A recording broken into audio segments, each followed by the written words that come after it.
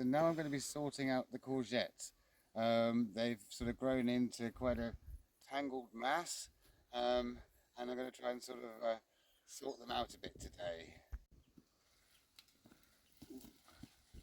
Right, so these ones, we thought they were squashes, but they all cut out to be courgettes as well. So we've got a lot of courgettes this year. And I didn't really mulch them properly, and now they're all covered in weeds. You can see all these weeds here today. So I guess I'm sort of weeding them and mulching them today. So if you look inside, you can see there's loads of flowers. This is a male flower, and you could tell because it doesn't have a courgette on the bottom. Here's just a stem, whereas this is a female flower, and if you can see, it has a little courgette at the bottom here. And there's another female bud there, and another female bud there. Underneath here, can you see there's a courgette there, and another one here. So can you see here, this was one that's finished. Take the flower, the manky old dead flower off, and then it makes it much less likely to rot, because sometimes the flower can cause the end to rot. There's quite a few big courgettes forming in here as well, but it's infested with stinging nettles, and we're going to have to do something about that.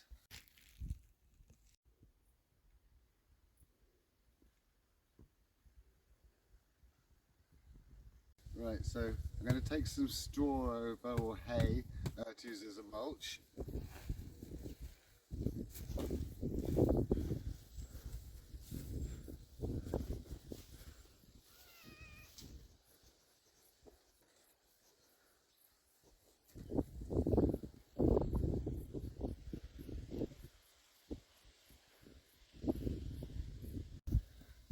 But before I could put this down, I need to tackle these weeds.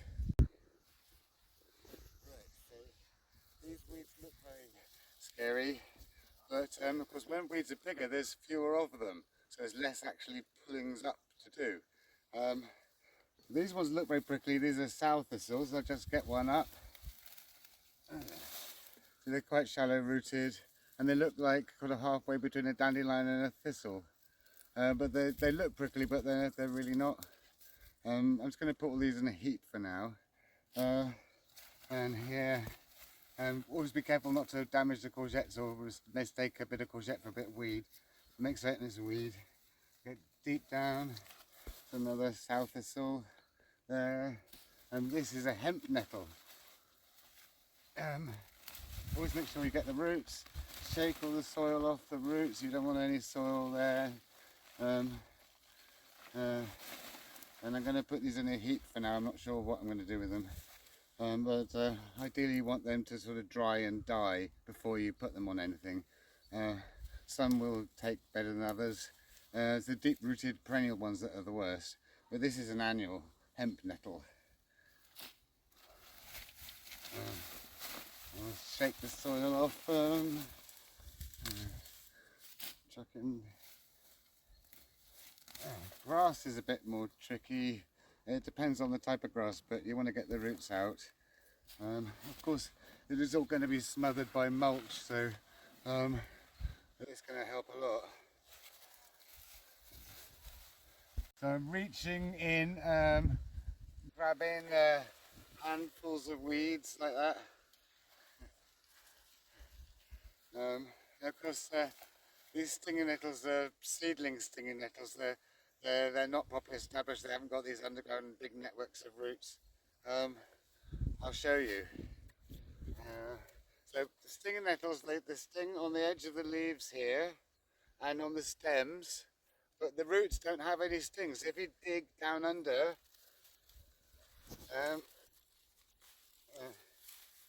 see, they don't sting. The roots don't sting, and that's like a horrible great thing. Because you can eat stinging nettles.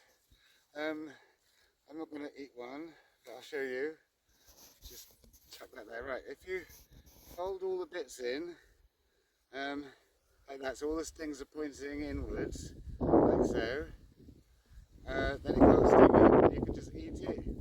If you want to see me eat one, then watch my video. Oh, was summer tree something. It was about had to remove a big branch of a tree because the pylon people said it was getting too close to the pylon wires, and I wouldn't normally do that in the summer, but because they said it was getting really dangerously close to the pylon wires, yeah, I had to do it. So it's a tree room. Oh, I don't know what it is. About a month ago.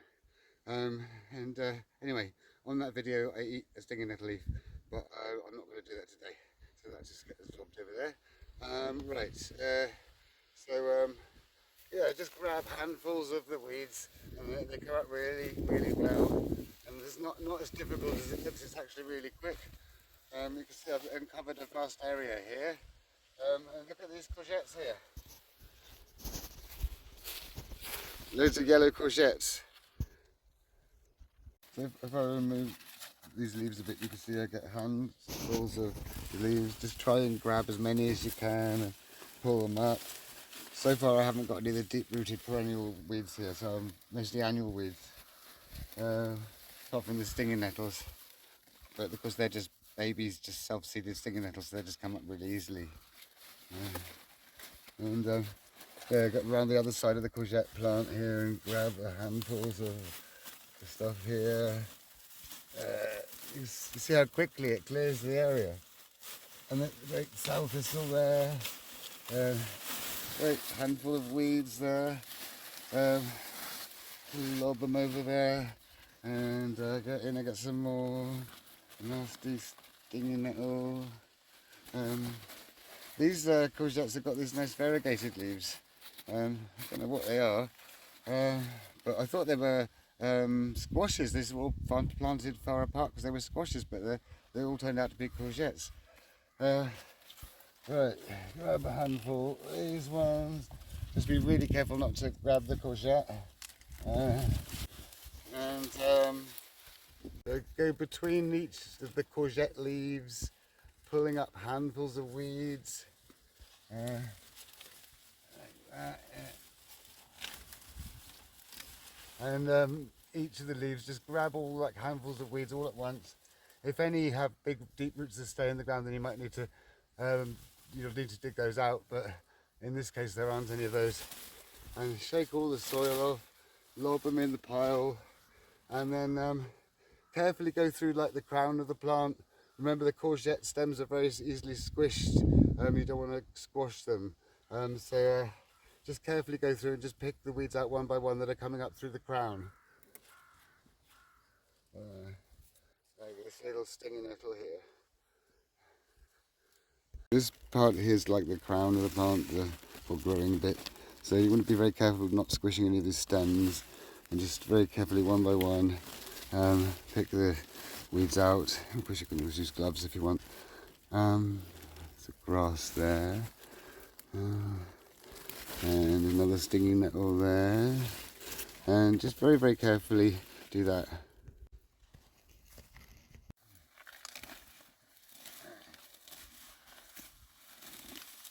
Right, so stinging nettle stings. If you get stung by stinging nettles, it's supposed to protect you from getting rheumatism or arthritis. Stinging nettles have so many herbal uses. There's just loads. Right.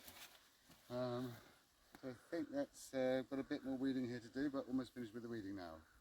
I'm going to put this pile of weeds onto this pile here of old pea vines, which is all dried, and there's no chance these weeds will be able to have contact with the soil or be able to grow. So I'll chuck them there, and then all that stuff can be used one day as a mulch for something. So I'm going to use this hay as the mulch. I'm just going to cut it open.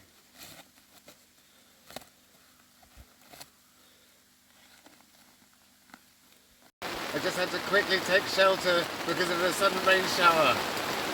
Whilst in here, I've just noticed something.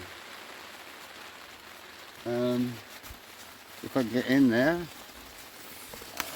Oh,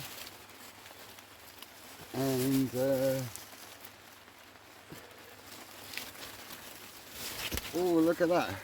My first 2 cucumbers. Of course, we were very late planting everything, but these are our first 2 cucumbers of this year. I really could have started at the back, carefully step between them, and then I'm going to sort of lift the leaves up gently. Make sure you don't sort of bend them or anything, like so, and just fluff up the straw underneath them.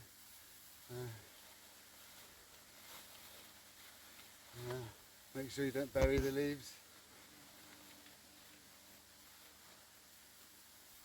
So make sure you kind of lift the leaves up a bit and fluff the straw up, or hay I mean, and then put that underneath like that. The courgettes, when they form, they'll be lying on the hay and they'll be much less likely to rot. But these courgettes, which I didn't expect to get this big outside, are planted much more closely together, and I'm not sure if I'll be able to get in there and put straw underneath them, and there's not a weed problem under there. All the courgettes are planted in a hotbed, and that's really good for certain plants like courgettes, and of course I've got instructions for that on my video, how to do a hotbed.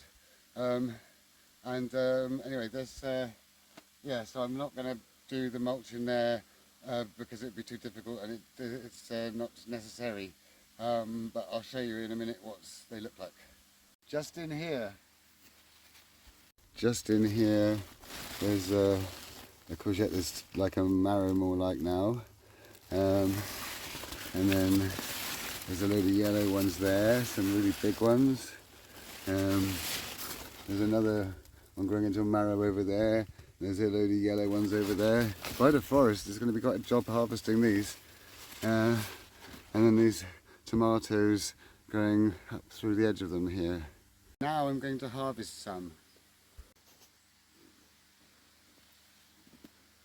Here there's actually a marrow on top of a marrow. So I'm going to leave that one to get really big and I take off this one. You really want to be careful because the stems are quite squishy, so you want to make sure it's in the right place and on the stem, not on anything else, on the stem of the fruit, and just pick it off. Yeah, that's lovely. Courgettes, when they're really small, are really tasty. The bigger they get, the more gruesome they are, and the big marrows definitely need to be cooked. But when they're like this, they're just really tasty. Some people eat the actual flowering flower as well and pick them whilst the flower's flowering, but I'm not too keen on that. But these are gorgeous. So here is the male flower again without any courgette on it. And there's the female flower here with the courgette. To keep them producing, it's good to keep picking the courgettes. That one's probably a bit small. I'll pick these ones over here. Nice. I'll pick off these two because these are nice size, like that, and just on this green fleshy bit that goes to it and nowhere else, like that. So it's good to just fluff the leaves a bit to get all the hay off the leaves, yeah, they should be much happier now. So hopefully you liked today's video, and if you did, please like and subscribe. And I'm just going to pick these today because that's probably enough for us, and I'll see you next time.